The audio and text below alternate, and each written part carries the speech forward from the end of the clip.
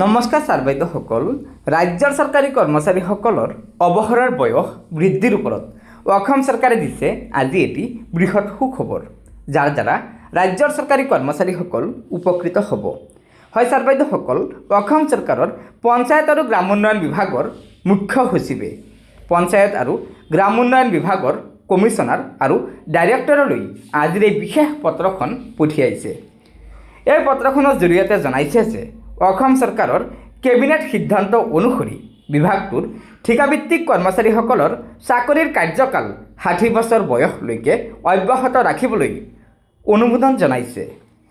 এই সুবিধা লাভ কৰিব সেইসকল ঠিকাভিত্তিক কৰ্মচাৰীয়ে যিসকলে বিভাগটোত 10 বছৰ বা তাতোকৈ অধিক সময় ধাৰাবাহিকভাৱে চাকৰি কৰি আছে আৰু 1 জানুৱাৰী 2026 তাৰিখলৈকে 45 বছৰ বা তাতোকৈ অধিক বয়স হৈছে।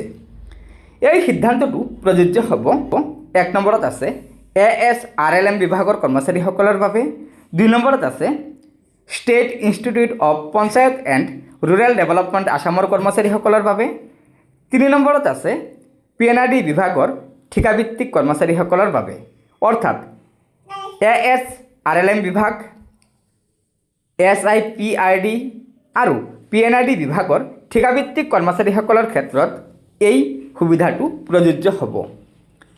আনহাতে আন বাকী যিসকল ঠিকাভিত্তিক কৰ্মচাৰী আছে সেইসকলৰ পূৰ্বৰ নিয়ম অনুসৰি চাকৰি অব্যাহত থাকিব। আৰু ইতিমধ্যে এই সন্দৰ্ভত যোগ্য কৰ্মচাৰীসকলৰ নাম আৰু তথ্য সংগ্ৰহ কৰিবলৈ সংশ্লিষ্ট কৰ্তৃপক্ষক নিৰ্দেশ দিয়া হৈছে।